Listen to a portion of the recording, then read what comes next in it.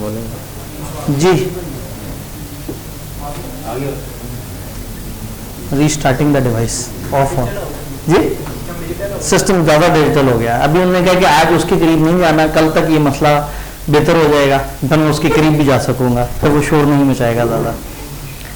तो आप लोगों ने जब घर जाके देखा तो वो फार्मूला अच्छी तरह से समझ आ गया। तजर्बा करते हैं। ऑफर प्लस एक्सेप्टेंस को क्या कहते हैं? प्रॉमिस कहते हैं। प्रॉमिस प्लस कंसिडरेशन क्या हो जाती है? Agreement. Agreement plus legal binding किसे कहते हैं? कॉन्ट्रैक्ट। एग्रीमेंट माइनस कंसिडरेशन किसे कहते हैं? प्रॉमिस। खैर असल में इस तरह से नहीं लिखा हुआ तो ये लेकिन अगर एग्रीमेंट में कंसिडरेशन नहीं है, सादा सिर्फ ऑफर एक्सेप्टेंस है। ऑफर का कोई दूसरा नाम प्रपोजल। ऑफर जब एक्सेप्ट हो जाती है तो उसके बाद क्या कहलाती है? प्रॉमिस। तो जब एक्सेप्ट हो जाए तो आप ऑफर देने वाले को ऑफर भी कह सकते हैं, प्रॉमिसर भी कह सकते हैं। ऑफर देने वाले का एक तीसरा नाम भी होता है, ऑफर या प्रॉमिसर हो गया, प्रपोजल, और प्रपोजिंग वो जिसको ऑफर दी गई। ठीक है। कंसिडरेशन के ऊपर ज्यादा लंबी बहस नहीं की थी, लेकिन कंसिडरेशन को आम अल्फाज में अगर बताना हो तो ये क्या चीज होती है? मुआवजा, बदला, बेनिफिट, वो वजह जिसके लिए आप कॉन्ट्रैक्ट कर रहे होते हैं। आप पैसे इन्हें इसलिए दे रहे हैं कि आपने क्लासें पढ़नी है, ये क्लासें इसलिए पढ़ा रहे हैं कि इन्होंने पैसे लेने हैं, तो वो वजह जिसके लिए कोई भी बंदा कॉन्ट्रैक्ट में एंटर होता है वो कंसिडरेशन है। अगले चैप्टर में बड़ी डिटेल से इसके ऊपर इंशाल्लाह ताला डिस्कशन हो रही होगी। देन आपने वो सारी डेफिनेशन देखी, वो सारी चीजें। मुझे बताइए गुज़िश्ता लेक्चर में कोई कंफ्यूजन? जी।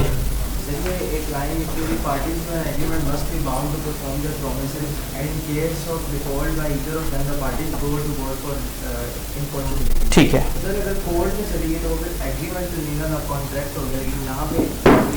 नहीं, असल में वो बताना नहीं चाह रहे हैं, वो लीगल एनफोर्सेबिलिटी को एक्सप्लेन करना चाह रहे हैं। जब हमने ऊपर लिखा ना agreement plus enforceability is equal to contract, अब वो ये समझाना चाह रहे हैं कि एग्रीमेंट प्लस एनफोर्सेबिलिटी किसे कहते हैं। तो वो कह रहे हैं कि जो एग्रीमेंट की पार्टीज हैं वो बाउंड हो जाएंगी अपने प्रोमिसेस परफॉर्म करने की, और जब डिफॉल्ट होगा वो अदालत में जा सकती हैं। वो असल में ऊपर वाली लाइन की जो वर्ड लीगल एनफोर्सेबिलिटी उसको एक्सप्लेन कर रहे हैं कि एग्रीमेंट लीगल एनफोर्स से क्या मुराद है, कि लीगल एनफोर्स होता है। जी, बल्कि मैं अपने पास ही रखता हूँ। प्रॉमिस की डेफिनेशन, एग्रीमेंट की डेफिनेशन, कॉन्ट्रैक्ट की डेफिनेशन, वो या वो जो फार्मूला दिया हुआ है उसमें कोई कंफ्यूजन? ये जो भी लाइन आपने एक्सप्लेन की, इसमें ये है कि एक पार्टी को अगर डिफॉल्ट नजर आ रहा हो तो वो उस कॉन्ट्रैक्ट से बाहर जाएगी। ठीक है। तो लीगल बाइंडिंग, अगर दोनों भी सारा नजर आ रहा हो, दोनों ही करना चाहे तो फिर इसमें लीगल बाइंडिंग काम।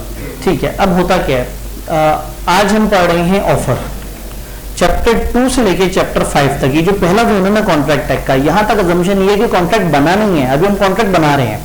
चैप्टर में हम 8-9 तरह की चीजें पढ़ रहे होंगे कि कॉन्ट्रैक्ट बनाने के लिए क्या क्या चाहिए। पहले हम पढ़ेंगे ऑफर क्या है, ऑफर में क्या क्या चीज होनी चाहिए, फिर पढ़ेंगे एक्सेप्टेंस में क्या होनी चाहिए, फिर याद होगा कल हमने कहा था होशो हवास में बात की गई हो, लोग भी सही बात कर रहे हो, कोई जोर जबरदस्ती भी ना हो। तो हम क्या करेंगे, चैप्टर 2, 3, 4 हम एसेंशियल्स पढ़ते रहेंगे कि एक ऑफर कैसे होती है, एक्सेप्टेंस कैसे होता है, और एक अच्छा कॉन्ट्रैक्ट कैसे बनता है। बन गया कॉन्ट्रैक्ट। अब आगे जाके कॉन्ट्रैक्ट खत्म कैसे कैसे हो सकता है, तो ये चैप्टर 6 से लेके 10 तक हम देखेंगे कॉन्ट्रैक्ट बन जाने के बाद क्या होता है। तो वहां हम चैप्टर में पढ़ रहे होंगे कि बन जाने के बाद अगर दोनों ही पार्टीज चाहती हैं तो मिल बैठ के उसे खत्म भी कर सकते हैं, लेकिन अगर कोई एक खत्म करना चाहे तो दूसरा अदालत चला जाएगा, क्योंकि वो दूसरे के साथ इस्तेसाल हो रहा होगा। तो इस टाइम पे हमने एंड वाली बात नहीं सोचनी कि अच्छा आगे जाके अगर ये हो गया, हमने देखना है कि ऑफर हुई या नहीं हुई, एक्सेप्टेंस हुई या नहीं हुई। तो अभी हम बेस पे हैं और आगे जाके फिर हम इसमें एक स्टेप आगे चले जाएंगे। जी, गुज़िश्ता दिन जो हमने पढ़ा था उसमें कोई सवाल? All clear? चले आगे, इतनी जल्दी आगे चले, बहुत ज्यादा पढ़ा दूंगा। देख लें, आप सफा पढ़ने के लिए तैयार हैं?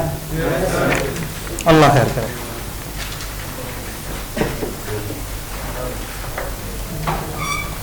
कल एक ही मार्कर था जो अच्छा काम कर रहा था और आज वो नहीं है, काला मार्कर नहीं, उसके करीब जाऊंगा शोर आएगा, एहतियात। कहाँ? शरारती और स्पीकर में बोला नहीं बोल रहा है, आवाज में गूंज तो है। आपको आवाज आ रही है पीछे एंड पे? आवाज क्लियर आ रही है।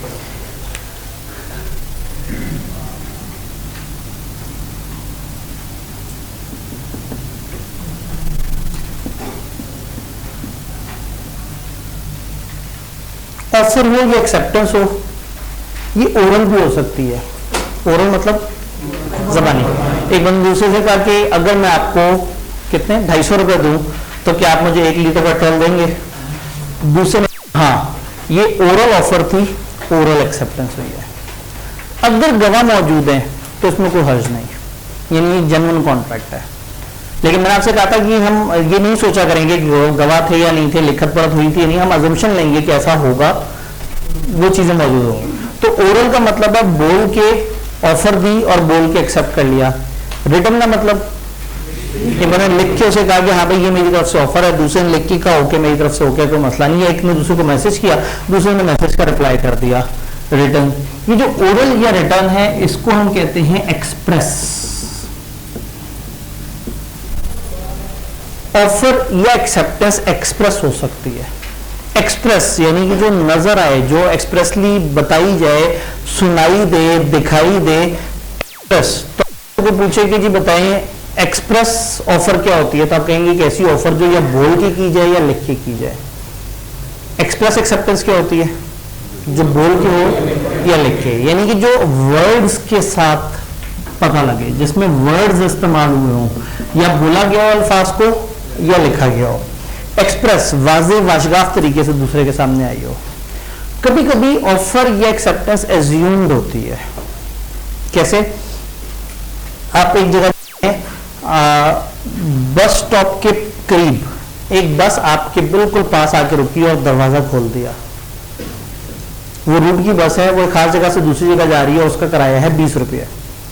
उसने आपके करीब बस रोक के दरवाजा खोला, आपने उसे देखा और आप चलते हुए अंदर चले गए। उसने दरवाजा बंद किया और 4 किलोमीटर आगे जाने के बाद एक बंदे ने अंदर आके कहा पहे,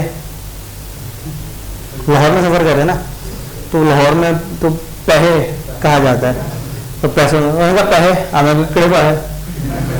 तो वो कहेगा भाई आप बस में सफर कर रहे हैं, तो उसने कहा आपने तो मुझे कोई ऑफर ही नहीं दी थी कि आज बस में सफर कर लो और 20 रुपए दे देना, और ना ही मैंने वाशगाफ अल्फाज में कहा था कि हाँ भाई मुझे आपकी ऑफर कबूल है।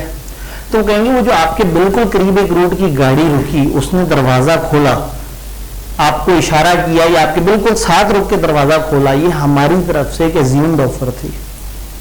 हमने बोला कुछ नहीं था, लिखा नहीं था, लेकिन हमारा वो जो एक्शन है, एक्शन ये साबित कर रहा है कि हम आपको ऑफर दे रहे थे। और फिर ये जो आप बड़े मजे से चलते चलते अंदर आ गए, अंदर शो चल रहा था, मतलब अंदर आपको क्या कोई बहुत ही लुत्फअंदेज वो चीजें थी, कोई तफरीह चल रही थी अंदर, आप जो चल के खुद ही से अंदर आए हैं, ये हरकत क्या थी? एक्सेप्टेंस। आपने बोला कुछ नहीं, लिखा कुछ नहीं, लेकिन आपका अपने कदमों से, खुद अपनी मर्जी से उस बस में आना, जो रूट की बस है, जो कंफर्म सब लोगों से को ट्रैवल करवाने के पैसे लेती है, आपका ये एक्शन एक्सेप्टेंस है। और हमारा वो एक्शन ऑफर था।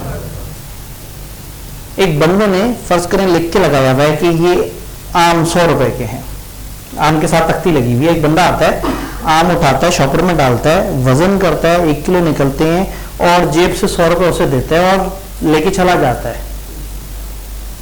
तो ये एक्सेप्टेंस है। उसने ऑफर एक्सप्रेस की है, लेकिन इसने एक्सेप्टेंस एज्यूम की है। एक्सप्रेस का ऑपोजिट वर्ड होता है इम्प्लाइड, जिसके लिए मैंने कहा एज्यूम्ड। ये एक्शन से नजर आती है। तो कभी कभी ऑफर बोल के होती है, कभी कभी ऑफर लिख के होती है, कभी कभी एक्सेप्टेंस बोल के होती है, कभी कभी लिख के होती है। तो जब भी ऑफर लिख के या बोल के हो वो एक्सप्रेस है, जब भी एक्सेप्टेंस बोल के या लिख के हो एक्सप्रेस है। जब ऑफर एक्शन से हो रही हो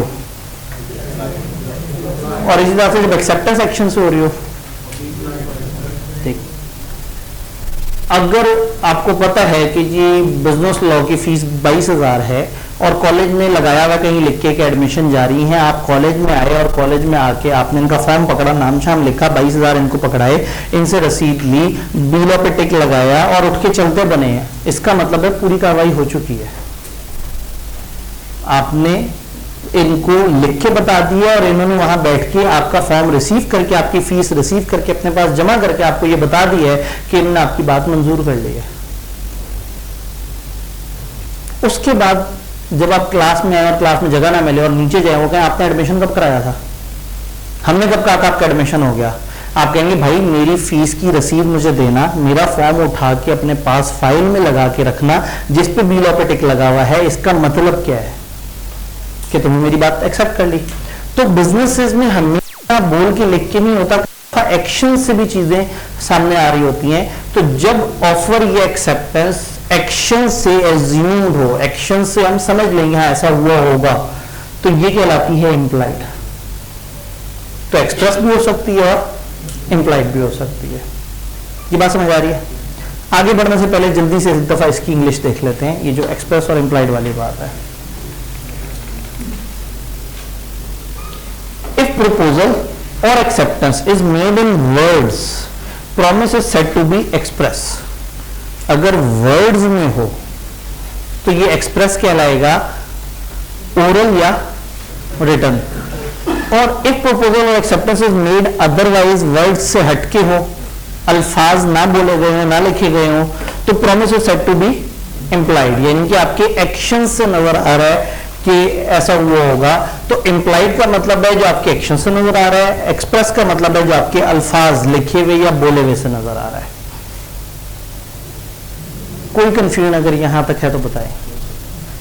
और ये बड़ा कॉमन मोड है, आप अक्सर दुकान पे जाते हैं, एक चीज उठाते हैं, उनको पैसे देते हैं और उठ के ले आते हैं, तो कई दफा आपका कोई अल्फाज का तबादला ही नहीं हुआ होता आपस में, लेकिन अगर वो वहां पे चिप्स रखा हुआ है, उसके ऊपर 10 रुपए प्राइस लगी हुई है और कॉमनली वो 10 रुपए का मिलता है और आपने वो उठा के उन्हें दिखाया, 10 रुपए दिए, उन्होंने मुस्कुरा के ले लिए और आप उठा के चल पड़े, इसका मतलब आपके दरमियान हो गया पूरा कॉन्ट्रैक्ट, सारा कुछ सही है। हाँ, अगर वो 10 रुपए लिखा हुआ उस पर लेकिन उसकी प्राइस बढ़ गई और आप उन्हें 10 रुपए देंगे, कहेंगे नहीं नहीं भाई 12 रुपए दें। अब बात अल्फाज पे आई। अदरवाइज जब चीजें ओके चल रही होती हैं, कॉमनली चल रही होती हैं, तो ज्यादातर जगह पे बहुत सारे कॉन्ट्रैक्ट जबानी जबानी हो रहे होते हैं, बिल्कुल ही अल्फाज तक का इस्तेमाल नहीं होता, सिर्फ चंद एक्शंस होते हैं और ऑटोमेटिकली कॉन्ट्रैक्ट क्रिएट हो रहा होता है। डन? कोई कंफ्यूजन नहीं? आप तो ज्यादा पढ़ लेंगे जी। इसे लीगल बाइंडिंग तो आई नहीं, इसका मेरे पास क्या जवाब है? अब आगे मैं सारी एग्जांपल में कभी भी नहीं बताया करूंगा कि गवाह मौजूद थे या लिखत पढ़त हुई थी, साइन हुए थे। कल हमने एक बात की थी कि लॉ बेचारा बड़ा बुरी तरह से फंस जाए अगर वो हर सिचुएशन में ये 4-5 एक्स्ट्रा जुमले लिखना शुरू कर देना कि उस मौका वारदात पे वहां अजमल और जो है वो शकील मौजूद थे, उन्होंने उसको गौर से सुना देखा, या वो कहेंगे ये दोनों गए एक कागज पे लिखा, उस लिखे हुए कागज को एक अथॉरिटी में जमा कराया, ये सब नहीं लिखेंगे वो। दिस इज नॉर्मली अज्यूम कि जब वो कहेंगे ना ए ने बी को ऑफर दी, बी ने एक्सेप्ट कर ली, तो पीछे कहीं ना कहीं लीगल बाइंडिंग है। ठीक है, तो लीगल बाइंडिंग सिर्फ समझने के लिए हमने देखा था कि उसमें कुछ गवाह इस तरह से है, लेकिन आगे ये इम्प्लाइड होगा, ये अज्यूम्ड होगा हर एग्जांपल में। तो जब जब भी मैं कहूंगा कि ए ने बी से ये चीज बात की है, तो ये कॉमनली हम अज्यूम कर लिया करेंगे खुद ही से कि पीछे लीगल बाइंडिंग मौजूद होगी। तो जब तक आई के पेपर में ये नहीं कहता कि वहां गवाह बिल्कुल भी मौजूद नहीं थे, यानी कि जब तक वो अपोजिट बात नहीं करता कि वहां कोई गवाह था, उन्होंने कोई लिखत पढ़त नहीं की थी, जब तक वो आपको चीख के इशारा ना दे दे कैसा नहीं हुआ, ये एक कॉमन अजम्पशन है जो हमने लेनी है। दो कॉमन अजम्पशन है जो हमने लेनी है। एक कॉमन अजम्पशन ये कि लीगल बाइंडिंग होगी और दूसरा ये कि अदालतें सही काम करती हैं। आपने आगे का नहीं सोचना, ये नहीं सोचना सर ये साबित कैसे होगा। अगर एक सिनेरियो है जिसमें वो कहते हैं ए ने झूठ बोला लेकिन बी को पता नहीं लगने दिया, आप बताओ बी के पास क्या राइट है, तो आप लिख देंगे बी उस अदालत ले जाएगा। अब ये नहीं सोचना कि बी बेचारा साबित कैसे करेगा, अदालत में क्या सबूत चाहिए होंगे, तो अदालत का मामला अदालत पे छोड़ देना, ये सोच लेना है कि वो अच्छे कंपिटेंट लोग हैं, वो समझदार हैं, वो काम चला लेंगे। आपने देखना मुद्दा क्या है, कानून टूटा है, ठीक है जी, इस कानून टूटने का हल ये है कि अदालत के पास ले जाओ। तो एक्सप्रेस और इम्प्लाइड, ये बात हमें समझ आई? यहां तक सारी बातें होके चल रही हैं। अब चलते हैं एक तकलीफ द डेफिनेशन की। ऑफर, जो आपने अब तक एन पढ़ ली होगी, हालांकि आपको नहीं पढ़नी चाहिए। बताइए, आपके पास हैंडआउट्स तो मौजूद होते हैं और कल को आपके पास किताब भी मौजूद होगी। कोशिश ये करना है कि अगर मैं एक लेक्चर में पढ़ा रहा हूं तो जब तक मैं ना दिखाऊं उसको पढ़ने की कोशिश ना करें, वरना क्या होगा, जब मैं पढ़ा रहा हूँ तो आप इधर पढ़ रहे होंगे, घर जाएंगे तो याद कर रहे होंगे कि सर ने क्लास में क्या बताया था, तो घर जाके भी तंग होंगे और इधर भी तंग होंगे। ये हैंडआउट्स तो आपके पास थ्रू आउट रहेंगे, आप कभी भी नहीं पढ़ सकते हैं, और घर जाके आपने फिर 50 मिनट भी गुजारने हैं। तो इधर कोशिश करनी है कि बात समझ आए, और मैं कोशिश करूंगा most of the time maximum language यहाँ क्लास में आपको स्क्रीन पे दिखा दिया करूँ, ताकि घर जाके आपको सिर्फ इन्फोर्समेंट हो कि हाँ ये वाली बात सर ने कराई थी, ये मैंने देख ली, समझ ली, अब मैं लिखना शुरू कर दूं इसे। तो उसका फायदा ये होगा कि क्लास के वक्त आप समझ रहे होंगे, रादर देन कि आप पहले से पढ़ के बैठोगे, सर तो अभी चौथी लाइन पे पहुंचे ही नहीं, और मैं चौथी लाइन पे हो सकता है पूरा लेक्चर घुमा के एंड पे, चूंकि सबसे मुश्किल चौथी लाइन हो, सबसे एंड पे वो वाली बात करूं। तो इसलिए कोशिश करना है कि साथ साथ समझना है, बाद में तो पढ़ने का मौका मिलेगा, और क्लास में भी मैं एक दफा मोस्ट प्रॉब्ली पढ़ा रहूंगा। तो ऐसे ही कुछ हुआ होगा उन लोगों के साथ जिन्होंने ऑफर की डेफिनेशन पढ़ने की कोशिश की होगी, वो परेशान हो गए होंगे। प्रपोजल या ऑफर की डेफिनेशन, ऑफर मतलब क्या है, ऑफर का क्या होगा, वन वर्ड, पेशकश। ऑफर का क्या मतलब है कि एक बंदा, लेकिन ए ने बी से क्या कहा था, ए ने बी से कहा था कि जी अगर मैं आपको 250 रुपीज दूं तो क्या आप मुझे 1 लीटर पेट्रोल देंगे। तो ए ने जो हरकत की, ए ने जो बोला, इसको अगर हम बताना चाहें कि ए क्या कर रहा है, इन्हें मैं पूछूं जरा ऑफर को बताएं, ऑफर क्या चीज है, तो आप कहेंगे कि जब एक बंदा दूसरे बंदे को कुछ कहे, या दूसरे बंदे के सामने एक फरमाइश रखे, एक रिक्वेस्ट रखे, कोई ऐसी बात रखे, कैसी बात रखे जो दूसरे बंदे से वो चाहता हो कि वो उसकी बात मान ले। इसका मतलब है जब एक बंदा इस इरादे से दूसरे बंदे के सामने रखे कि वो दूसरा बंदा उस बात को मान ले, तो ये की गई हरकत ऑफर कहलाएगी। अब इस जुमले को इंग्लिश में बोलेंगे तो तकलीफ तो होगी। जब एक बंदा इस इरादे से दूसरे के सामने अपनी कोई बात रखे कि दूसरा बंदा उसकी ये बात मान ले, तो ये हरकत ऑफर कहलाती है। ऑफर की डेफिनेशन देखते हैं।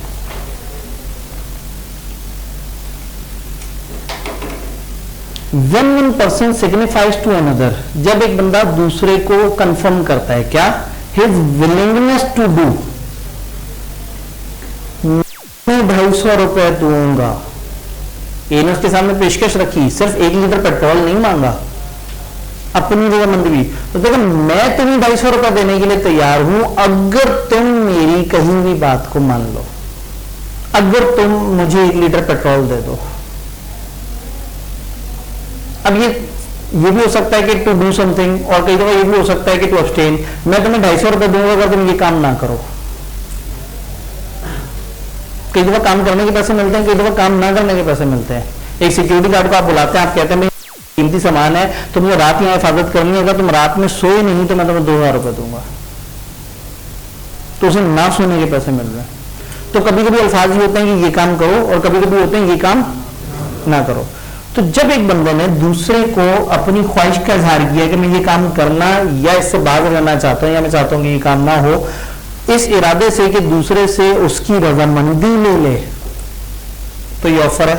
इंग्लिश देखते हैं। When one person signifies to another, जब एक बंदा दूसरे को कंफर्म करता है, सिग्निफाई मतलब उसे यकीन दिलाता है, उसे हौसला देता है, उसे बताता है his willingness to do, कि मेरी ख्वाहिश कुछ यूं है, मैं ऐसा करना चाहता हूं, टू और टू abstain from doing, या मैं ऐसा करना चाहता हूं या ऐसा नहीं करना चाहता, with a view, इस इरादे से, to obtaining the assent of that other, ताकि दूसरे बंदे की रजामंदी हासिल कर ली जाए। टू सच एक्ट और एब्सटिनेंस, जो मैं कह रहा हूं इस चीज पे वो मान जाए, he is said to make a proposal, ये कहा जाएगा कि उसने प्रपोजल दिया है, ऑफर दी है। जब एक बंदा दूसरे को बताता है कि मैं ये काम करना या नहीं करना चाहता, इस इरादे से दूसरे को बता रहा है कि दूसरा उसकी बात मान ले, तो ये की गई बात जो है ये ऑफर कहलाएगी। डीलों में हर चीज आप अपने अल्फाज में लिख सकते हैं, जैसे भी एक्सप्रेस इम्प्लाइड वाली बात थी, आप पेपर में अपने अल्फाज में लिखना चाहें आप लिख सकते हैं, अपनी सिंपल इंग्लिश में लिखना चाहें कोई मसला नहीं। डेफिनेशन में मजबूरी होती है कि हमें किताब के अल्फाज लिखने पड़ते हैं। ये वो पॉइंट्स हैं जहां हमें क्रैम करना पड़ता है। तो ये समझ आने के बाद भी इसको क्रैम करना पड़ता है, क्योंकि पेपर में शायद इसमें थोड़ी बहुत ऊंच नीच हो जाए। समझाना मकसद था कि जब एक बंदा इस इरादे से कोई एक ऐसी हरकत करे, या जब एक बंदा दूसरे से कहता है कि मैं इस चीज पे तैयार हूं ये करने या ना करने पे, इस इरादे से कि दूसरे से पूछे कि क्या आपको ये बात अच्छी लगी है, कि आप मानते हो इस बात को, तो ये जो इसने बात की है ये कहलाएगी ऑफर। अच्छा, एक्सेप्टेंस आसान हो जाएगा जब दूसरा बंदा इसकी बात मान ले। इसने इतनी मुश्किल से बात अपनी पेश की, उसने कहो के, तो एक्सेप्टेंस की डेफिनेशन हमें तकलीफ नहीं देगी, लेकिन ऑफर डेफिनेशन जब एक बंदा इसे इरादे सामने अपनी बात रखे कि दूसरा बंदा इसकी बात को मान ले, तो ये बात जो इसने की है ये ऑफर कहलाएगी। डन? ऑफर की डेफिनेशन समझ आई? अब थोड़ा सा ऑफर के कुछ पॉइंट्स को पढ़ते हैं, ऑफर के कुछ एसेंशियल्स देखने की कोशिश करते हैं। छोटी छोटी सी बातें। पहली बात, offer can not make offer to himself. इसका आसान तर्जुमा यह है कि कम से कम दो पार्टीज होनी चाहिए, दो पार्टीज होनी चाहिए कम से कम। ऑफर देने वाले का कोई ना कोई ऑफर ही होना चाहिए। ऑफर तब वैलिड है जब एक बंदे ने ऑफर किसी सामने वाले बंदे को दी है। वो एक बंदा भी हो सकता है, एक से ज्यादा बंदे भी हो सकते हैं। ऑफर देने वाला अपने आप को ऑफर नहीं देगा। अगर मैं कहूँ हाँ भाई मिस्टर आतिफ आप दी, अगर मैं तुम्हें 250 रुपए दूं तो क्या तुम मुझे 1 लीटर पेट्रोल दोगे? मैं कहा हाँ, क्यों नहीं। तो ना ये ऑफर है ना ये एक्सेप्टेंस है, क्योंकि ये तो एक बंदा खुद से बातें कर रहा है, इसकी कोई कानूनी हैसियत नहीं है। ऑफर हमेशा सामने एक बंदे को दी जाएगी। तो पहला पॉइंट जो हमें याद रखने वाला है, offer can not make offer to himself. ऑफर देने वाला अपने आप को ऑफर नहीं दे सकता, हमेशा सामने वाले को ऑफर देगा। ये जुमला तो हो गया आसान। Certain and definite. Offer certain होनी चाहिए, डेफिनेट होनी चाहिए। डेफिनेट का क्या मतलब होता है? तो बंदा कहता है मैं बड़ी डेफिनेट की बात कर रहा हूं, मैं बड़ा डेफिनेटली श्योर हूं, बड़ा पक्का, डेफिनेट, बिल्कुल यकीनी, वाशगाफ। और सर्टन क्लियर कट, बिल्कुल कोई डाउट नहीं। यानी ऑफर वाज़ेह और वाशगाफ होनी चाहिए। ए ने बी से कहा कि अगर तुम मुझे 1 लीटर पेट्रोल दो तो मैं एक नीले रंग का नोट और 2 लाल रंग जैसे नोट दूंगा। ये मान गया, उसने एक 50 रुपए का नोट दिया और 2 20-20 रुपए वाले नोट दे दिए। लाल से मिलते जुलते रंग के थे। तो और नीला रंग तो 1000 के नोट का भी होता है। तो ये साफ ऑफर नहीं लग रही, क्लियर कट ऑफर नहीं लग रही, सर्टेन नहीं लग रही, एब्सोल्यूट नहीं लग रही। ऑफर बड़ी क्लियर कट हो, क्योंकि ऑफर से तो सारी कहानी शुरू होनी है। ऑफर में जुड़ना है, उसमें प्रॉमिस बनना है, वहां से आगे एग्रीमेंट बनना है, फिर कॉन्ट्रैक्ट, और कॉन्ट्रैक्ट के बाद लीगल कार्रवाइयां, वो सारा कुछ है। ऑफर ही अगर मुद्दों में, ऑफर नहीं अगर डाउट है तो फिर कहानी शुरू नहीं होगी। तो अगर ए ने बी से कहा कि अगर तुम मुझे 200 रुपए दो तो मैं तुम्हें 1 किलो लाल रंग के फल दूंगा। अब लाल रंग के फल, क्या कहेगा? गोल लाल रंग के फल दूंगा। चलो थोड़ा सा और स्पेसिफिक कर देते हैं। लेकिन अब लाल रंग के गोल फल भी शायद 3-4 तरह के हम ढूंढ लें। अब हो सकता है कि टमाटर के ऊपर बहस शुरू हो जाए कि इसको भी फल कहा जा सकता है। तो क्लियर कट कह दे कि ठीक है जी, अगर तुम मुझे 200 रुपए दोगे तो मैं ये वाला फल तुम्हें 2 किलो दूंगा। या वो कहे कि अगर तुम मुझे 200 रुपए दो तो मैं तुम्हें बहुत सारे आम दूंगा। इस जुमले में गड़बड़ क्या है? बहुत सारे, कितने सारे? हो सकता है बहुत सारा होता है 200 ग्राम, और सुनने वालों को लगेगा शायद ये एक बड़ी आम की बात हो रही है, 5 किलो आम की बात हो रही है। तो ऑफर क्या होनी चाहिए? सर्टेन और डेफिनेट, बड़ी वाज़ेह, वाशगाफ, कोई डाउट ना हो, हर चीज क्लियर हो रही हो कि किसने किस बंदे को क्या चीज प्रोवाइड करनी है। अगर ऑफर क्लियर है, सर्टेन है, डेफिनेट है, तो मैं कहूंगा हाँ अब ये एक जेन्युइन ऑफर है, अब ये सही ऑफर है। डन। तीसरा, ऑफर कंडीशनल भी हो सकती है, ऑफर में कोई शर्त भी हो सकती है। ए ने बी से कहा कि अगर तुम मुझे 2 बोतलें आधे आधे लीटर पेट्रोल की दोगे तो मैं तुम्हें 250 रुपए दूंगा। अब ऑफर में शर्त है। अब अगर बी आगे से उसको 1 लीटर पेट्रोल ऐसे ही दे देगा तो बात नहीं बनेगी, क्योंकि ए ने अपनी ऑफर में कंडीशन रखी है कि अगर तुम मुझे 2 हाफ लीटर की बॉटल्स में भर के पेट्रोल दोगे तो मैं तुम्हें 250 रुपए दूंगा। ऑफर में कंडीशन आ गई। कॉलेज ने कहा हम आपको 10% ऑफ देंगे अगर आपने पहले ही हफ्ते में फीस जमा करा दी। तो इसका मतलब है कि ये ऑफर के साथ एक शर्त है, या 10% के लिए तब क्वालिफाई करेंगे जब आप पहले ही हफ्ते में फीस जमा करा देंगे। तो ऑफर कंडीशनल हो सकती है। ऐसा हो सकता है कि ऑफर में कुछ शर्तें हों, ऐसे में फिर वाजिब क्या है, ऑफर देने वाले पे वाजिब है कि वो अपनी ऑफर की शर्तें बड़ा क्लियर कट लेवल पे बताए दूसरे को कि ये शर्तें हैं, और जब वो उन शर्तों को समेत ऑफर को मान ले फिर हम कहें एक्सेप्टेंस हुई, वरना हम एक्सेप्टेंस को ना माने। Offer can be conditional. तो रूल क्या है, an offer may be subject to some condition. Offer कुछ कंडीशंस के मातहत हो सकती है, कुछ कंडीशंस हो सकती हैं उसमें कुछ। If there are special terms in an offer, they must be specifically communicated to the offeree. अगर वो खास शर्तें हैं तो ऑफर पे जिम्मेदारी है कि वो ऑफरी को प्रॉपर तरीके से कम्युनिकेट करे कि हाँ भाई ये कुछ शर्तें इसमें शामिल है। डन। यहां तक बात समझ आ रही है? यहां तक हमें बात समझ आ रही है। अब एक स्टेप आगे आते हैं, मैं इसको थोड़ा सा स्किप करूं, पहले कम्युनिकेशन की तरफ आते हैं। ऑफर, अब ऑफर की बात हो रही है। ऑफर कम्युनिकेट होनी चाहिए। बोल की ऑफर कब कम्युनिकेट होगी? एक बंदे ने बोल के ऑफर दी है, जब वो सुन लेगा तो वो कम्युनिकेट होगी। लिख के दी जाने वाली ऑफर जब वो देख लेगा। एक अंधे को आप कागज पर लिख के ऑफर करें, ऑफर कम्युनिकेट नहीं हुई। एक बहरे को बोल के ऑफर करें, कम्युनिकेट नहीं हुई। आपने एक एक्शन किया और दूसरे ने देखा ही नहीं तो भी ऑफर नहीं हुई। तो कहने का मतलब है कि ऑफर तब ऑफर कहलाएगी जब वो प्रॉपर कम्युनिकेट हो। अब आपको समझ आ रहा होगा क्या, पेपर में सिचुएशन छोटी सी वो दे देंगे जिसमें कोई टेक्निकल मसला होगा और फिर वो आपसे सवाल पूछेंगे बताओ कॉन्ट्रैक्ट सही है या नहीं। आप कहेंगे नहीं भाई, ऑफर में सर्टन और डेफिनेट होना चाहिए, आपकी इस सिचुएशन में ये चीज सर्टन तो है ही नहीं। तो यहाँ कॉन्ट्रैक्ट एक्ट में अक्सर वकीलों टाइप के सवाल आते हैं, ऐसे सवाल जिसमें आपने जरा करनी होती है। आपको एक छोटी सी सिचुएशन दे देते हैं, आपसे कहते हैं कानून की रोशनी में बताओ ठीक है या नहीं। तो आप फिर पहले बताते हैं कानून ये कहता है, कानून ये कहता है ऑफर सर्टन और डेफिनेट होनी चाहिए। फिर कहते हैं आपकी सिचुएशन में आपने बोंगी मारी है, ये जो आपने हरकत की है जो ये है, ये इससे तो गड़बड़ हो गई। तो एंड में मेरा कंक्लूजन ये है कि ये कॉन्ट्रैक्ट नहीं बना।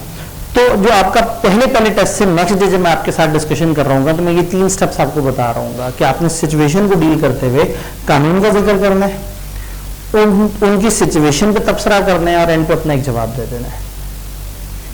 एफएससी तक आपकी आदत ये रही है कि किताब के बीच में से सवाल आता है और आपने उसको याद भी किया हुआ होता है, आपसे तबसरा नहीं मांगा जाता। और अगर तबसरा मांगने का सवाल हो तो किताब में लिखा हुआ भी तबसरा ही होता है। किताब में लिखा होता है जी माहौलियाती निज़ाम पे तबसरा, किताब पे लिखा होता है जी फलाना इकोसिस्टम के ये वाले मसले, और आपने उसी तरह से याद किया होता है, पेपर में सवाल भी उसी तरह से आता है। फिर आपने किया पीआरसी, पीआरसी के अंदर भी सीधा सीधा सा सवाल होता था जिसका सामने एक एब्सोल्यूट जवाब होता था, उन 4 में से कोई एक जवाब होता था। जवाब भी आपके सामने लिखा होता था, आपको इंग्लिश नहीं लिखनी पड़ती थी। और एफएससी में आपको इंग्लिश लिखनी पड़ती थी मगर रटे वाली लिखनी पड़ती थी। तो यहां अगर सवाल एक ऐसा सवाल आए list down the essentials of offer और उसकी सारी बातें करो, तो फिर तो आपने पूरा का पूरा छाप दिया। एक सवाल आया ऑफर की डेफिनेशन दे दो, आपने पूरा का पूरा छाप दिया। फंसते कहां पे हैं, कानून की इंटरप्रिटेशन आ जाती है। याद है पहले हमने बात की थी application based question. Application based question का मतलब है कि कानून समझ आया, वो आपने उसको अप्लाई करना है। तो ये पॉइंट्स याद तो करने ही करने हैं, लेकिन इस लेवल पे समझने है कि किसी सिचुएशन को देख के आप फौरन से जान लें कि वहां गड़बड़ हो रही है। तो इसलिए समझना बहुत जरूरी है, इस पेपर में समझ जो है वो उसको टॉप पर रखना है। तो कम्युनिकेशन ऑफर की होनी जरूरी है।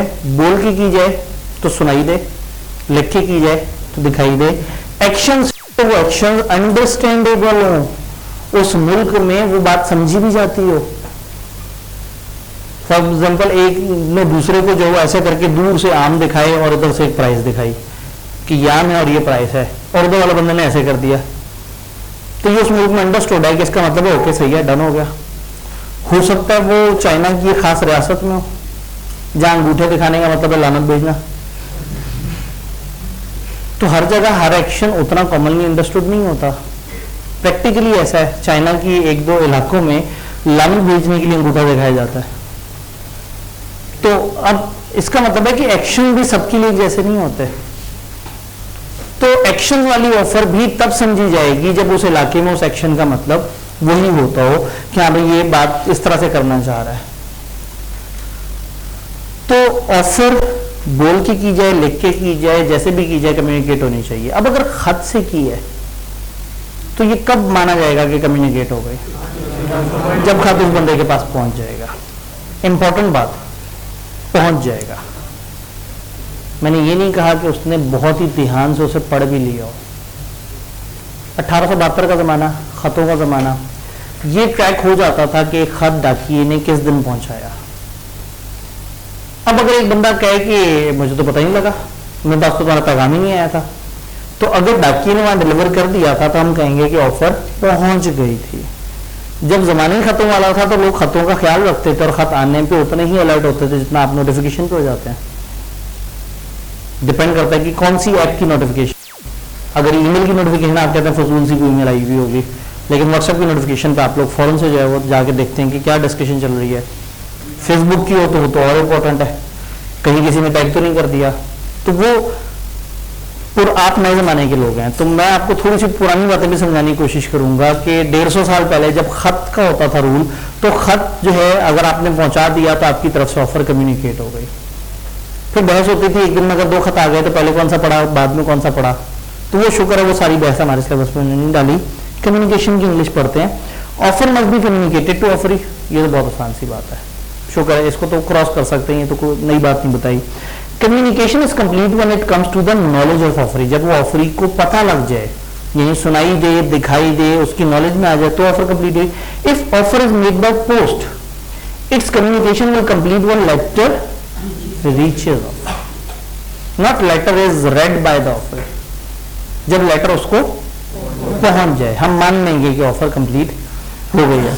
Offer can be made by word spoken और रिटन और through conduct of the person, ये बात हमने पीछे वाली स्क्रीन पे भी पढ़ी थी। इसको भी क्रॉस कर सकते हैं क्योंकि पीछे आपने एक्सप्रेस इम्प्लाइड पढ़ा हुआ है। नीचे एक एग्जांपल है गलती से पेस्ट हुई है, आपके पास यहाँ पे लाइन खत्म हो रही होगी ना? हाँ ठीक है। अब आज की आखिरी बात और थोड़ी सी टेक्निकल बात है। कोई कंफ्यूजन है तो बताइए।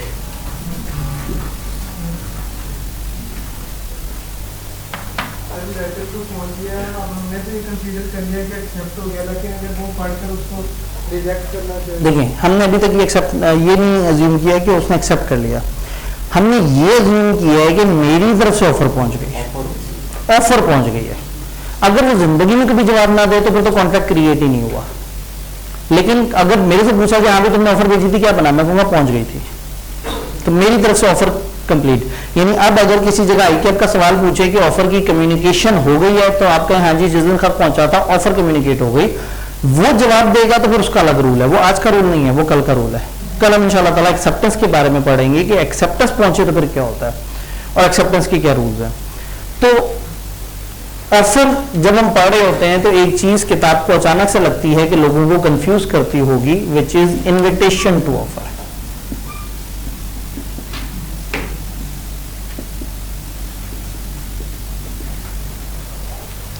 इन्विटेशन टू ऑफर, कभी कभी ऑफर नहीं होती, आपको लग रहा होता है कि ये ऑफर है लेकिन वो ऑफर नहीं होती, वो इन्विटेशन होता है। कॉलेज में बाहर बोर्ड पे लिख के लगा दिया एडमिशंस ओपन है, क्या ये ऑफर है? इसमें सर्टेन कुछ नहीं है, डेफिनेट नहीं है, ये बस पता है कि इस सेशन के एडमिशंस ओपन है। ये एक ऐसा जुमला है जो चलते हुए लोगों को अट्रैक्ट कर रहा है कि आओ जरा फ्रंट ऑफिस पे बैठ के बात करते हैं। अब वहां जाके कहेंगे हाँ जी बिजनेस लॉ की क्लास में एडमिशन लेना है, उन्होंने कहा ये फीस। अब ऑफर और एक्सेप्टेंस की कहानी शुरू हुई है। यानी कि वो जो जुमला जिससे इन्होंने आपको अट्रैक्ट किया वो ऑफर नहीं थी, इनविटेशन टू ऑफर था। आप एक जगह एंटर हुए, एक फ्रूट मार्केट है, एक बंदा अपने पास रेडी पे बड़ा खूबसूरत फल सजा के बैठा हुआ है, छिड़काव किया हुआ है, बड़े खूबसूरत उजले उजले नजर आ रहे हैं, वो वहां बैठा है और आप उसकी तरफ खींचे चले गए। उसका वो आम वहां पे सजा के, वो फल वहां पे सजा के, उन पे छिड़काव करके रखने का मकसद क्या है? कि वो रागिब करे लोगों को, लोग उसके करीब आए और बातचीत शुरू हो। हाँ, अगर उसने सब कुछ करके और एक लिस्ट, एक वो तख्ती लगाई हुई होती है, इस पे लिखा होता है 100 रुपीज नॉट नेगोशिएबल, तो टेक्निकली वो एक ऑफर करके बैठा हुआ है। लेकिन अगर उसने ऐसा नहीं किया, या कॉलेज के admission open in business law class for 22,000 and no discount, ये ऑफर है। हाँ, रेडी वाले तो अलग अलग आवाजें लगा रहे होते हैं ना कि अच्छा इतने पे आप ये चीज ले लें, पे इतने पे, वो तो ऑफर भी बार बार बदल रहे होते हैं। तो कहने का मतलब ये था कि एक है ऑफर और एक है invitation to offer. Invitation to offer का मतलब है आप लोगों को एनकरेज कर रहे हैं कि आप चीज खरीदें। एक रेस्टोरेंट में लोग गए और उन्होंने कहा जी हमने खाना खाना, आपके पास क्या है? उन्होंने कहा जी दाल मोरग फलाना फलाना फलाना फलाना, चंद चीजें आपको बता दी। ये अभी तक इनविटेशन चल रहा है। फिर हो सकता है आप पूछें अच्छा जी दाल मोरग कितने की है? इतने की है, अच्छा इतने ले आओ। अब ये ऑफर एक्सेप्टेंस चल रही है। या आप एंटर हुए खाने की जगह पर, वहां लिखा हुआ है कि हमारे पास ये चीज अवेलेबल है, ये इनविटेशन है। अच्छा, अगर आप किसी ऐसे रेस्टोरेंट में पहुंचे जहां पे फिक्स प्राइसेस है और मेन्यू कार्ड पे लिखा हुआ है कि जी जो कढ़ाई है वो 1,000 रुपए की है, फिक्स प्राइस, और आपने कहा कढ़ाई ले आओ, तो ये आपका कढ़ाई ले आओ ऑफर नहीं है, एक्सेप्टेंस है।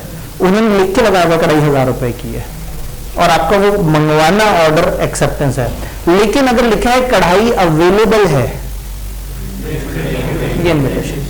तो कभी कभी एक कंफ्यूजन होती है कि एक सिचुएशन में लग रहा होता है कि ये ऑफर है जबकि वो इनविटेशन। तो इनविटेशन ऑफ ऑफर का मतलब है कि जब कुछ ऐसे अवामिल बना दिए जाएं जिसमें लगे कि सेलर इज रेडी, बायर ने आना है और इनकी एक बातचीत शुरू होनी है। जैसे कॉलेज मैसेज कर देता है अर्ली एनरोलमेंट ओपन है, 1,000 रुपए जमा करा के, 2,000 रुपए जमा करा के आप अर्ली एनरोलमेंट करा सकते हैं अपने सब्जेक्ट में। तो ऐसा नहीं होगा कि आप कॉलेज के पास पहुंचे और कॉलेज को कहें ये पैसे पकड़ो, वो कहेंगे ये वाली क्लास तो फुल हो गई है, तो आप कहेंगे तो मैं लीगल केस कर दूंगा, तुम लोगों ने मुझे ऑफर कर दी थी। तो वो कहेंगे भाई हमने आपको बुलाया था कि आओ। अब जब आपने सब्जेक्ट बताया तो हमने आपको बता दिया कि सब्जेक्ट में एडमिशन खत्म हुआ है। तो इन्विटेशन टू ऑफर और ऑफर में क्या, इन्विटेशन टू ऑफर को ऑफर नहीं कहना, ये दोनों अलग अलग चीजें हैं। ऑफर क्लियर कट होती है, एब्सोल्यूट होती है, वाज़ेह वाशगाफ होती है। इनविटेशन में ये वाला मजाक नहीं होता। इनविटेशन सिर्फ लोगों को राग़िब कर रही होती है कि आओ जरा बैठ के बात करते हैं। तो चलें ये आज की आखिरी बात अंग्रेजी में पढ़ के देख लेते हैं। An intention of a person to invite others with a view to enter into an agreement। एक बंदे का ऐसा इरादा कि जिसमें वो दूसरे को बुला रहा है कि आओ एग्रीमेंट के अंदर एंटर हो, ये इनविटेशन है। Purpose of such invitation is to circulate information of his readiness to do transaction. इस इन्विटेशन का पर्पस क्या है कि आप इंफॉर्मेशन सर्कुलेट करना चाहते हैं, पहुंचाना चाहते हैं। क्या पहुंचाना चाहते हैं? His readiness to do transaction, कि मैं रेडी हूं। मतलब मैं अगर ये फल सजा के बैठा हुआ हूं तो इसका मतलब है कि आओ बैठो बात करो, देखते हैं। हम अगर फ्रंट ऑफिस में बैठे हुए हैं, बाहर एडमिशन ओपन लिख के लगाया हुआ है, तो वी आर रेडी, आओ बात करो, कौन सा सब्जेक्ट है, फीस की बात करते हैं। Such intention are not considered offers. इस इंटेंशन को ऑफर नहीं कहा जाएगा। तो यहां तक हमने ऑफर से रिलेटेड जितनी बातें पढ़ी हैं, क्या आपको सारी बातें समझ आ रही हैं? ऑफर क्या है, किस तरह से है, इसमें कोई कंफ्यूजन, कोई परेशानी, हर चीज क्लियर है जी? तो जो पब्लिक टेंडर्स होते हैं वो इन्विटेशन ऑफ एन ऑफर होंगे या ऑफर? अगर तो पब्लिक टेंडर में उन्होंने हर चीज क्लियरली बताई है तो फिर वो ऑफर है। और अगर पब्लिक टेंडर जैसे गवर्नमेंट ये कहती है कि हमें फर्नीचर खरीदने आप लोग अपने अपने प्रपोजल्स जमा कराएं, तो ये इन्विटेशन है। और अगर वो कहें कि हमने 10,000 मेजें खरीदनी हैं 2,000 रुपए पर मेज के हिसाब से, जिसको ये पसंद है आए, फ्री ऑफर है। तो ज्यादातर जो गवर्नमेंट वगैरह के टेंडर्स होते हैं ये इनविटेशन होती हैं कि आए अपने अपने प्रपोजल जमा कराएं, जिनका रेट उन्हें अच्छा लगता है वो उसके साथ बार्गेन शुरू कर देते हैं, या जो अच्छी चीज दे रहा है जिसका नाम अच्छा है। जी सर हम ये कह सकते हैं जब तक डिस्काउंट नहीं होता तब तक हर ऑफर, जब तक डिस्काउंट ना हो तब तक हर ऑफर नहीं। असल में ऑफर वो है जिसमें क्लियर कट एक बंदा कह रहा है कि भाई ये मेरी तरफ से ऑफर है, एक्सेप्ट करना तो बताओ, नहीं करना तो तुम आगे से कोई डिफरेंट बात करो। इनविटेशन टू ऑफर में ऑफर नहीं दी जा रही, सिर्फ एक बंदा बता रहा है मैं रेडी हूं, बात करते हैं, यानी उसने कोई बात की ही नहीं है, अभी उसने कहा है कि मैं रेडी हूं, बात कर लेंगे, वो इनविटेशन है। बात समझ आई? तो जब आपने सुनी ये आखिरी बात है तो आप तो एक्साइटेड हो गए। ये आखिरी वो बात है जो मैं लिखी भी आपको दिखा रहा हूं। और एक बात है जो मैं आपसे पूछूंगा, ऑफर समझ आई है? किताबों को देखे बगैर जरा अच्छी तरह से सोच के बताएं कि ये ऑफर खत्म कैसे कैसे हो सकती होगी। ऑफर समझ आ गई ना? क्या क्या ऐसा हो सकता है जिससे आप कहें ऑफर खत्म हो गई? अगर एक करके जी, अगर एक्सेप्टेंस ही ना हो, एक टाइम तक ऑफर पड़ी रही, आपने कहा 7 दिन में ऑफर एक्सेप्ट कर लो, उसने एक्सेप्ट, तो अगर नॉन एक्सेप्टेंस हो तो ऑफर मर जाएगी। प्रोडक्ट नहीं मिल रही तो आपने ऑफर क्यों दी? फंस जाएंगे। नहीं ऐसे नहीं करना। अगर आपको ऐसी चीज नहीं पड़ी और आपने ऑफर दे दी, उसने एक्सेप्ट कर लिया, वो लीगल केस कर देगा आप पे। कंडीशन पूरी ना हुई हो, आपने कहा था कि ये 2 बोतलों में ऐसे करके दोगे तो मेरी ऑफर वैलिड है, उसने वो शर्त पूरी नहीं की। वो शर्त जो उस ऑफर में प्रेसिडेंट थी, जो उसके अंदर छुपी हुई थी, जो उसके अंदर पिन्हा थी, उसका आपने फॉलो नहीं किया। डेथ, ऑफर देने वाला ऑफर देते साथ ही मर गया। उसने ऑफर दी, उसने कहा हाँ भाई अगर मैं तुम्हें 250 रुपये दूं तो तुम क्या 1 लीटर पेट्रोल दोगे? अभी वो ऊपर करके उसकी तरफ देख ही रहा था कि अगला बंदा मर गया। कहने का मतलब है एक्सेप्टेंस से पहले पहले ऑफर देने वाला अगर मर जाए, आपको जान की हैरत होगी कि अगर एक्सेप्टेंस के बाद मर जाए तो कॉन्ट्रैक्ट खत्म नहीं होता। कॉन्ट्रैक्ट एक्ट लास्ट से भी वसूली कर लेती है। यानी वो कहते हैं ठीक है बंदा मर गया, ओके इसकी विरासत है ना, विरासत पे अब वो होगा। जो लीगल रिप्रेजेंटेटिव हैं, जो उसके वर्सा हैं, वो पाबंद होंगे उस कॉन्ट्रैक्ट को पूरा करने के लिए। केस भी वर्सा के ऊपर होगा। मतलब वही बात है कि ये कमर्शियल कानून है ना, वो कहते हैं ठीक है इंसान मर गया तो क्या मतलब है कि अब दूसरे बंदे को लॉस हो जाए। एक्सेप्टेंस से पहले पहले इंसान मर जाए, ऑफर मर जाएगी। एक्सेप्टेंस के बाद अगर वो मरा तो चूंकि कॉन्ट्रैक्ट क्रिएट हो गया था, फिर क्या होगा ये हम आगे के चैप्टर में पढ़ेंगे, वो जो 6 से लेकर 10 तक है कि कॉन्ट्रैक्ट बन जाने के बाद क्या मामले होते हैं। तो ऑफर देने वाला अगर ऑफर के बाद मर जाए एक्सेप्टेंस से पहले पहले तो यह पागल हो जाए। और कोई इलीगल प्रोडक्ट, एक ऐसी ऑफर हो जो आपने दी और पता लगा कि उसमें तो प्रोडक्ट ही ठीक नहीं थी और आपको शुरू में गलत फहमी थी, चूंकि ऐसी ऑफर शुरू से ही गलत होती है जो इलीगल हो।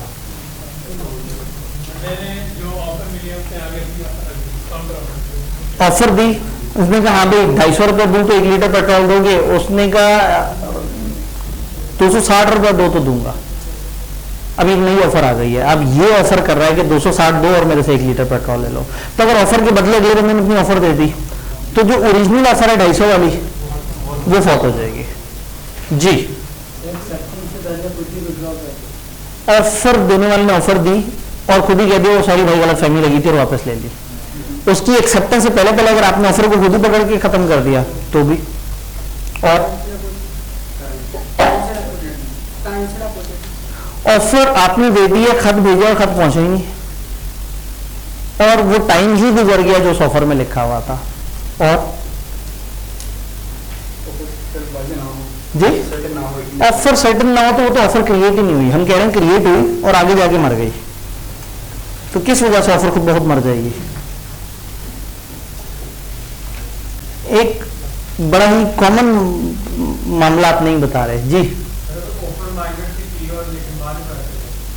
आपने ऑफर की, उस टाइम पे आपको लग रहा था सही ऑफर और बाद में पता लगा कि वो एक गलत पर्सन को आपने की थी, वो तो 18 साल का था ही नहीं, वो तो कानूनी तौर पर कॉन्ट्रैक्ट ही नहीं कर सकता। इसके बारे में हम अगले चैप्टर में पढ़ रहे होंगे कि उसके क्या रूल्स होते हैं छोटे बच्चे के। ये सबसे कॉमन बात तो यही है, आपने ऑफर दी उसने कहा नहीं चाहिए, तो अभी तो मर जाएगी ना। एक तो है कि उसने जवाब ही नहीं दिया बड़े अरसे तक, तो भी मर गई, और एक ये कि आपने ऑफर दी, उसने फोन से उठा के जमीन में फेंक दी। बच्चों के चेहरों पे उदासी आ गई, आंखों में आंसू आ गए। ये बात रिजेक्ट ठीक है, और कुछ लोग ब्लॉक हो गए, मतलब वो बड़े अरसे तक जवाब ही नहीं आया। तो ऑफर एक्सेप्टेंस, ऑफर कैसे कैसे खत्म हो सकती है, आप लोग तो माशाल्लाह से छा गए। तो जो मैंने आपको नहीं दिखाना, आखिरी चीज ये दिखानी थी, वो जो नीचे लिखी हुई बातें हैं वो ये कि ऑफर खिलैप्स कैसे कैसे हो सकती है। तो बताइए आपने, अगर घर जाके आप पढ़ें और 50 मिनट में टाइम बच जाए तो फिर वो आप पढ़ेंगे, उसमें कोई जुमला कोई बात आपको तकलीफ दे रहा होगा तो हम अगले दिन क्लास में उसके ऊपर डिस्कशन कर लेंगे। और कहीं तो मैं भी इंग्लिश दिखा सकता हूँ, लेकिन मैंने आपसे कह दिया था मैं आखिरी इंग्लिश दिखा रहा हूँ तो मेरा वादा खराब हो जाएगा। तो अगर आप कहेंगे तो मैं दिखाऊंगा। अभी ऑफर आपकी है,